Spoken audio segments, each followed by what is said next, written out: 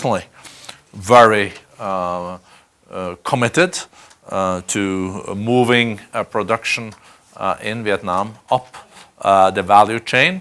And I was very impressed when I was in Vietnam and also met with thousands of business leaders together with you, Prime Minister, where we saw a keen interest in being proactive in all the new technologies related to artificial intelligence, drones, precision medicine, autonomous vehicles, Internet of Things, big data. All of those areas are increasingly important. And let's face it, there is also now a big technology competition going on between the major players. And we think that those nations that are on top of the fourth industrial revolution will be the most prosperous countries and most influential countries going out of this century. So, Mr. Prime Minister, we're very much looking forward to hearing from you this morning and your perspectives on Vietnam,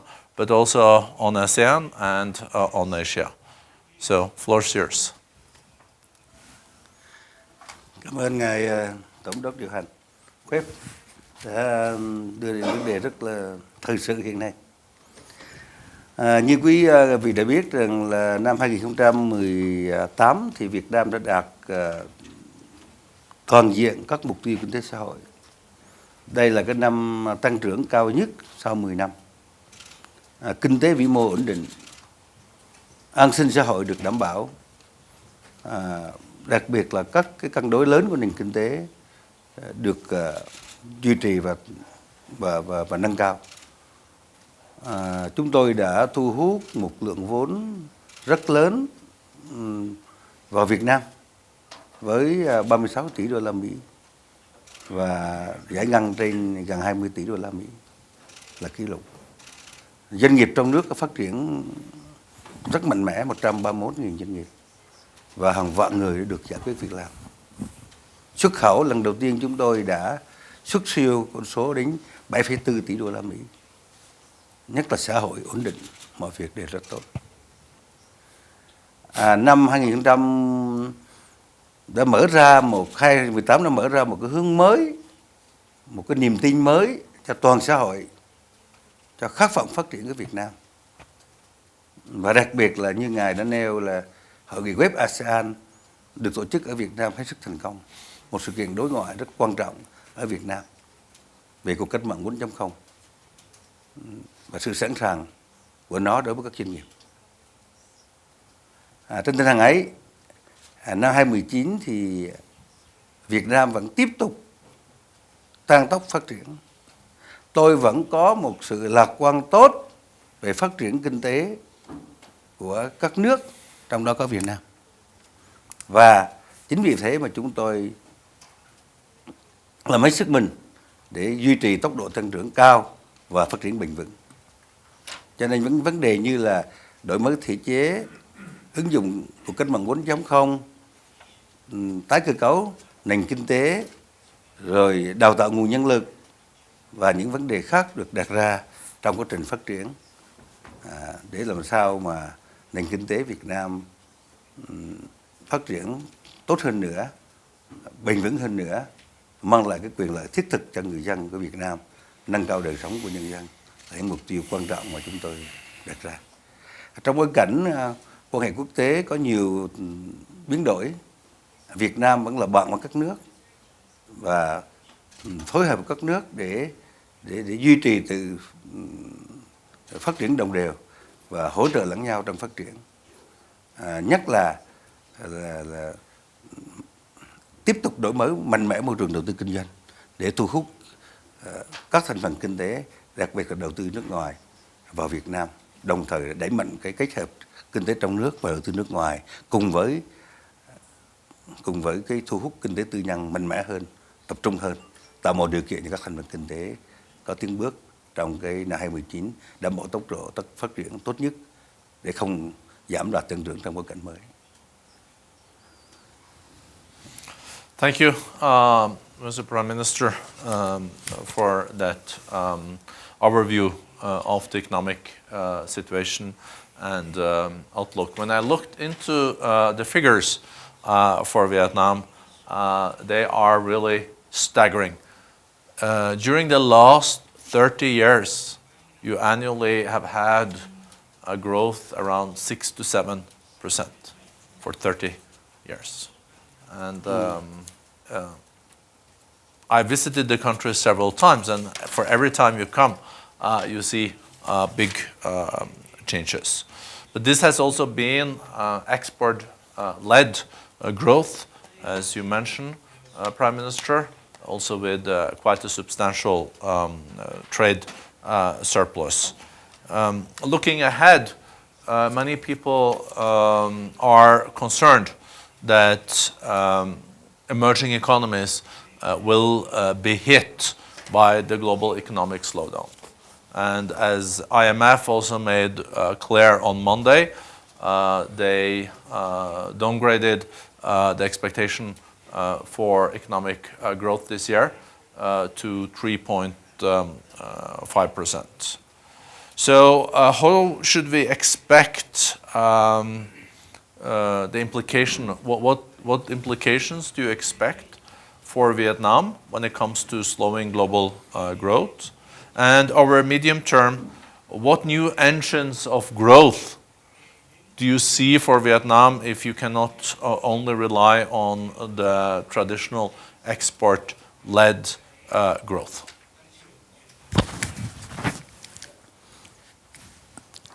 Cảm ơn ngài. Tôi nghĩ rằng trong một cái điều kiện mà Việt Nam hội nhập sâu vào kinh tế quốc tế với nhiều hiệp định thương mại tự do, thì những cái biến động của những cái cuộc va chạm thương mại cũng làm ảnh hưởng tất cả các nước chúng ta. Và đây cũng là những cái nguy cơ lâu dài. Việt Nam ủng hộ chủ nghĩa, ủng hộ thương mại tự do đa phương. Và Việt Nam cũng phải biết nhìn nhận những cái va chạm thương mại ấy để làm sao tổ chức sản xuất kinh doanh phát triển tốt nhất, hiệu quả nhất để không sụt giảm cái đà tăng trưởng mà mục tiêu chúng tôi đã đề ra. Chính vì vậy mà Việt Nam đề cập sẽ tiếp tục phát triển nhanh, bền vững và vô trùm trên 4 cơ sở. Thứ nhất là chúng tôi ổn định kinh tế xã hội như những năm qua chúng tôi 30 năm đổi mới, và đặc biệt là ổn định kinh tế vĩ mô tốt hơn. Đây là nền tảng quan trọng để yên lòng các nhà đầu tư trong nước và quốc tế, và nâng cao khả năng chống chịu tốt hơn các biến động của nền kinh tế thế giới. Thứ hai là tiếp tục đổi mới mô hình tăng trưởng dựa vào đổi mới sáng tạo và chuyển đổi số nền kinh tế trên cơ sở tái cơ cấu mạnh mẽ nền kinh tế trong từng doanh nghiệp, trong từng ngành và trong từng lĩnh vực, nhất là phát huy những yếu tố khoa học công nghệ và những thế mạnh ở Việt Nam như là nông nghiệp, như là du lịch và đặc biệt là lĩnh vực công nghệ thông tin.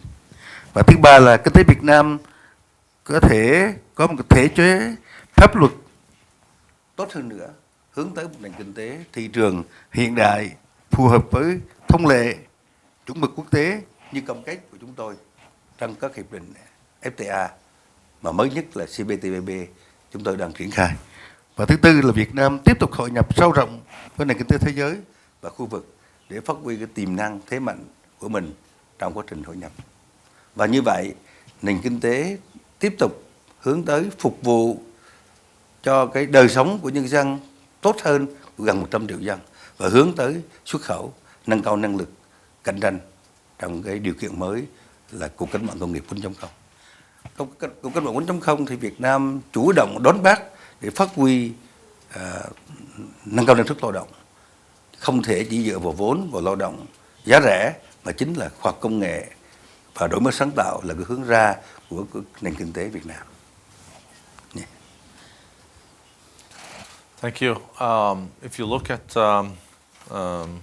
years since 1990, you have also had quite impressive growth in your trade and export, around 16% every year.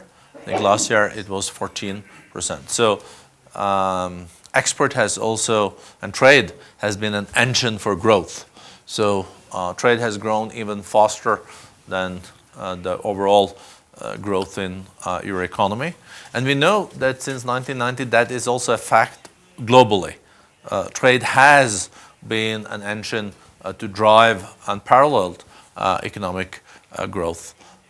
Since 1990, the world economy has doubled the global GDP in 28 years.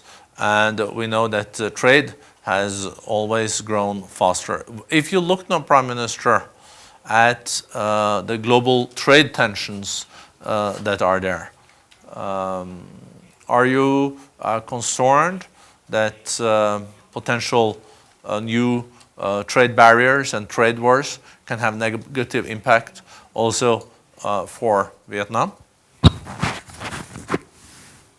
Ngài vừa nói To deal with the trade tensions, first, we need to harness inner strength aided by the energy of 95 million people with ever higher income and the growing middle class. The creativity and desire to rise above of more than 93 million dynamic Vietnamese people, 60% of which under 30 years old. So they provide an important foundation and unlimited resource for Vietnam's development. We have recently harnessed our inner strength most vigorously. Second, we need to promote institutional reforms as a growth driver to the development enabling government will greatly encourage dynamism and creativity of the people and businesses, promote the spirit of entrepreneurship to seize opportunities offered by the fourth industrial revolution. This is a very new matter, and according to Web, we have not yet been ready for this change. And we need to promote participation of people in the fourth industrial revolution. And this is a drive for us to increase our institutional reforms. Third, the private sector can serve as a growth driver. By 2020, there will be more than 1 million businesses in Vietnam, many of which are startups of larger scales in the private sector, so they can grow in the domestic and foreign markets, particularly in manufacturing, telecommunications, aviation, banking, and finance, agricultural products, iron and steel, and tourism. At the same time, Vietnam needs to effectively attract FDI, promote effective cooperation between FDI donors and the private sector. The private sector needs to grow effectively, and there still remains unexplored potential. Fourth, digital economy and innovation can also drive growth.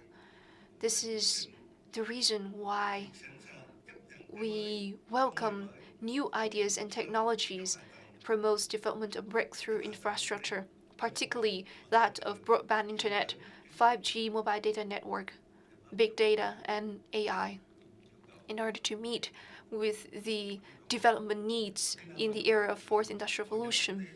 Fifth, extensive international integration is another growth driver. As you know, we have signed 12 FTAs, and we have just recently signed CPTPP, and we are negotiating to conclude the EVFTA with the EU. And RCEP. So these are the ways that we will deal with the challenges of the present global economic situation in order to promote creativity and productivity among young people in Vietnam. Prime Minister, I also heard when I was in Hanoi and when you spoke that you also underlined, of course, the importance of the quantitative growth economically, but also the quality of growth. more inclusiveness. And when you've seen how fast Vietnam has developed, but also how big proportion of your country that are young people, it's a big asset. But how do you foresee moving forward that after so many years with so much growth, that you can also at the same time increase the quality related to quality of life of the people, but also on environment, but without having a negative impact on the continued growth rate. So this is maybe like squaring the circle, but I know that you have reflections around this, Prime Minister. Trong phát With regard to development, we place sustainable development as a requirement. So we rely on three pillars: environment, social, and economic growth. We cannot exchange economic growth and sustainability for economic growth. And this is the direction that is expected by our people and by the trends of the times.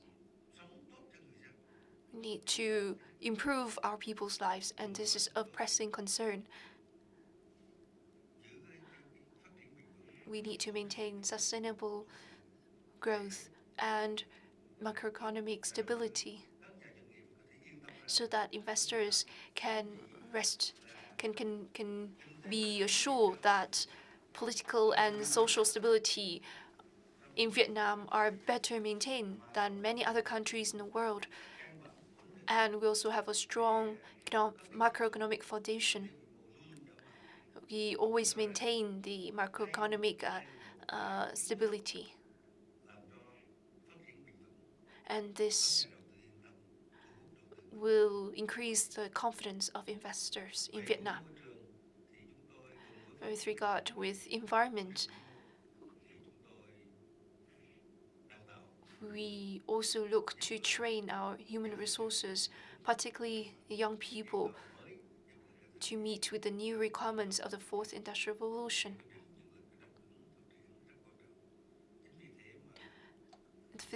It is for this reason that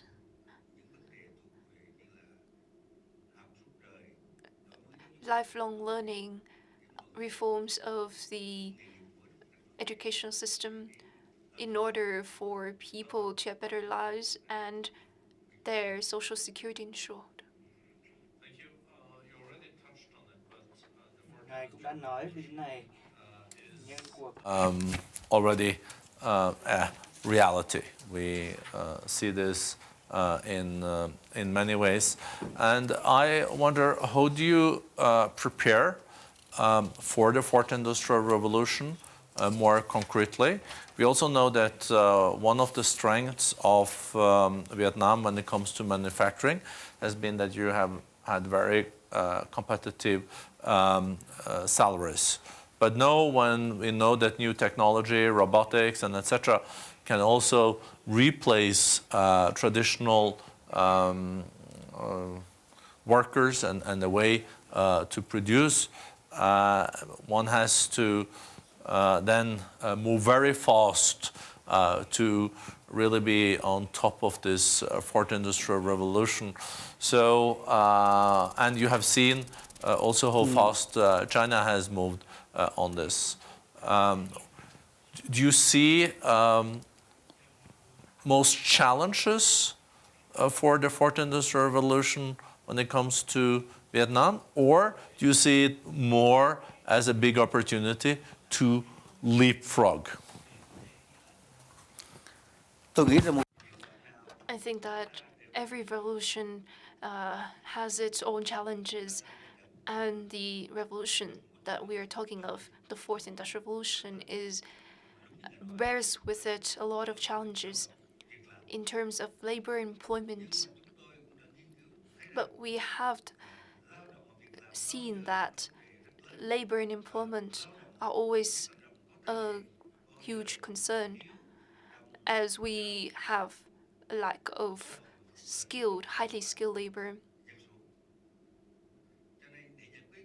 in order to deal with the as well surplus of laborers, we need to look into the training of human resources, especially to disadvantaged people such as women, the elderly people, so they can gain new jobs in the era of the fourth industrial revolution. And I believe that in our experience, the fourth industrial revolution has increased productivity, and I believe that this challenge is to be dealt should be dealt properly by each and every government.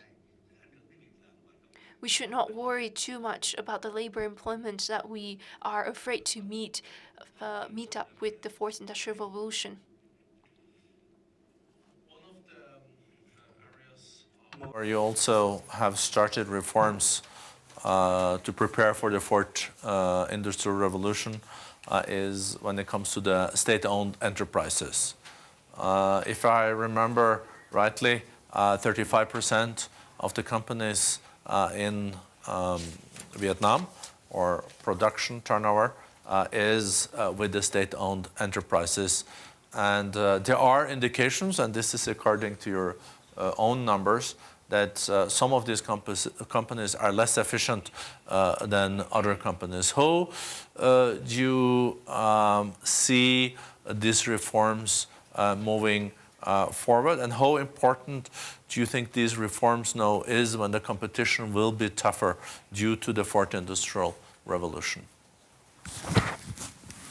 Đảng và nhà nước The party and the state of Vietnam have a strategy of institutional reforms in all areas and sensitive areas such as banking and finance, telecommunications, insurance. We have carried out vigorous equitization of enterprises and divested capital at these businesses so that the private sector can take part more in these areas, as well as foreign investment can participate as well, so that the state capital will be reduced, and so we can attract more capital, including foreign capital, into the state-owned enterprises. This is Vietnam's direction, and we have carried out most vehemently.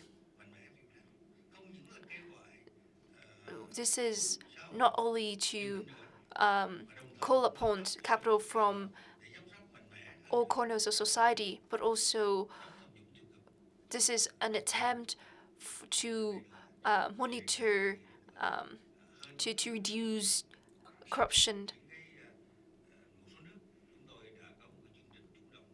And we have had an active program to reduce loss of resources, wasteful resources. Many of our large banks have had the participation of large foreign shareholders. I think that this is a strategy that is very good for the Vietnamese economy in this time.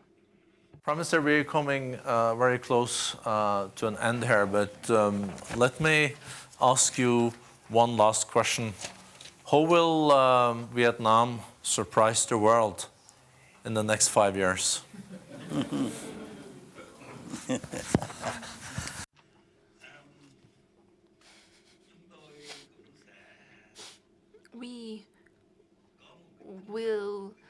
We have the spirit and the aspirations for development.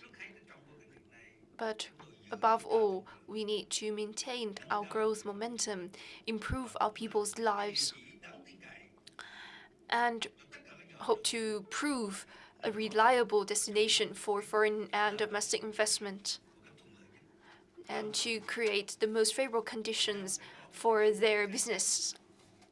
We will have put in place program reforms in institutions as well as in the business environment, so that all investors can successfully do business in Vietnam. And we see the success of investors as the success of the government. Therefore, we hope to increase dialogue and carry out reforms of legal frameworks, protect the legitimate interests of investors, and create more jobs for the Vietnamese people. And so that all we can maintain a constant high growth in these times. And I think that if we can maintain such a high rate of growth amidst such uncertainties in the world, this is quite an effort, and not to say a miraculous surprise. Thank you. Thank you so much. Thank you. Thank you. Thank you.